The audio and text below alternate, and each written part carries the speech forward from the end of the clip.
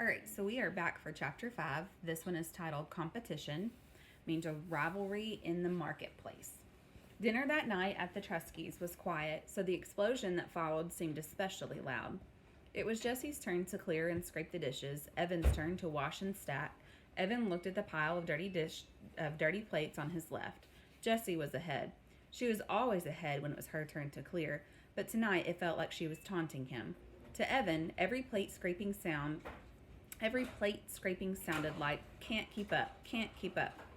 Evan was scrubbing the casserole pan when Jessie stacked the last dirty dish by his elbow. Then she stuck her hands under the faucet to rinse without even saying excuse me, and shook her hands practically right in Evan's face and said, "So, how much money did you make?" That was it. He couldn't hold it any longer. "Why'd you do it, huh? Why do you have to ruin the one thing I had going?" For a second, Evan wasn't sure if he meant the lemonade stand or Megan Moriarty. In a mixed up way, he meant both. And there was no way he was going to tell Jessie that after paying back his mother for the 4 cans of lemonade, 1 can of grape juice, and 1 bottle of ginger ale, she'd been pretty irritated when she came down from the office and there wasn't a single cold drink in the house. He had walked away with $2.11. On top of that, he was pretty sure Scott had kept the $5 bill they'd earned. Well, what was Evan supposed to do? Ask Scott to turn his pockets inside out? Evan hadn't kept track of the sales, so he couldn't be sure. "Why'd I do it? Why'd you do it? Why'd you invite that jerk over for a lemonade stand?" shouted Jessie. "And how come you wouldn't let me play? You're the one who was mean." "You're such a show-off," said Evan. "You always have to let everyone know that you're the smart one." "I wasn't showing off. I was just trying to have a little fun. Is that against the law?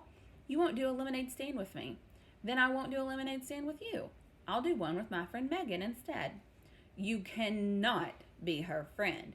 You cannot be her friend," shouted Evan. "Why not?"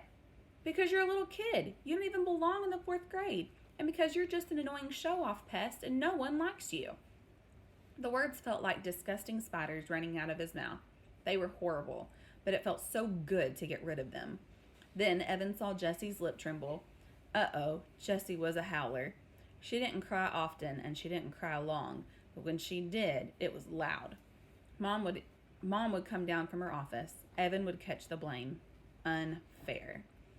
But Jessie didn't let loose. Instead, she stood as tall as her runty height would allow and said, "Megan likes me.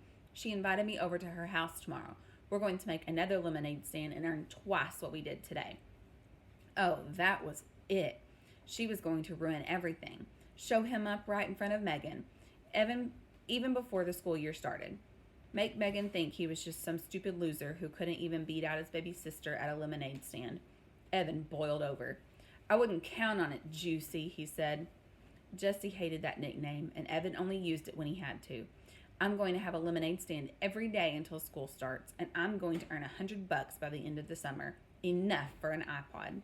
"Oh, please, like you could if you even wanted to," said Jessie. "Megan and I already made $12 each today. We could have $100 like that." Jessie snapped her fingers. "And then what?" said Evan. "You'd lock it up in your lockbox and save it till you were 50 years old? You're the biggest misser on this planet." Jessie stiffened up. Her mouth made a funny O. But then she put a hand on her hip and smirked at Evan. "For your information, I'm going to make a $100 donation to a charity." Evan snorted. "Yeah, right. What charity?" There was a long pause, and then Jessie said, as smooth as whipped cream, "The Animal Rescue League. Megan and I talked about it today." "You don't even like animals," said Evan. "Everybody likes animals," shouted Jessie, "and I'm going to give them $100. So you can't ever call me a misser again." "I hope I never have to talk to you again," shouted Evan. "Hey!" a sharp voice called from up the stairs. Mrs. Trusky had a pencil stuck in her hair and a worried look on her face. "I could hear you two all the way in the attic with the air conditioner on high. What's up?" Evan looked at Jessie. Jessie looked at Evan. They had taken a vow, a spit vow. Ever since Dad had gone, they had vowed not to fight in front of Mom. It made her sad, sadder even than when Dad left. "Nothing," said Evan. "Nothing," said Jessie. Mrs. Tresky looked at the two of them. "Come on, out with it. What are you two yelling about?" "It wasn't a fight, Mom," said Evan. "We were just joking around." "Yeah," said Jessie. "We were goofing. Sorry we got you out of your office."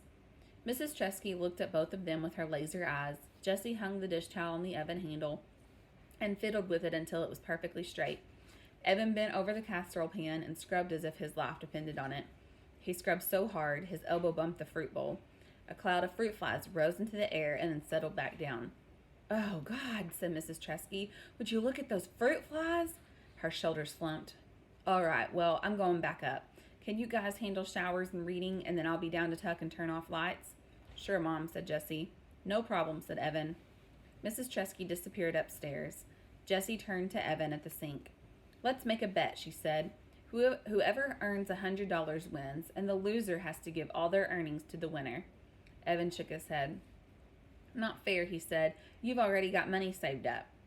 "That money doesn't count," said Jessie. "We'll start with today's earnings, and it's all got to be from selling lemonade. No mowing lawns or sweeping out the garage or anything else." "Aw, what if neither one of us makes 100, said Evan, not liking the sound of this deal. "Then whoever makes the closest to 100 wins. And even if we both make over 100, whoever makes the most money wins the bet." "When do we count up the money?" asked Evan. Jessie thought about that. "Sunday night, right before the fireworks." She looked straight at Evan. What do you say?" Evan didn't like bets. He really wasn't that into competition.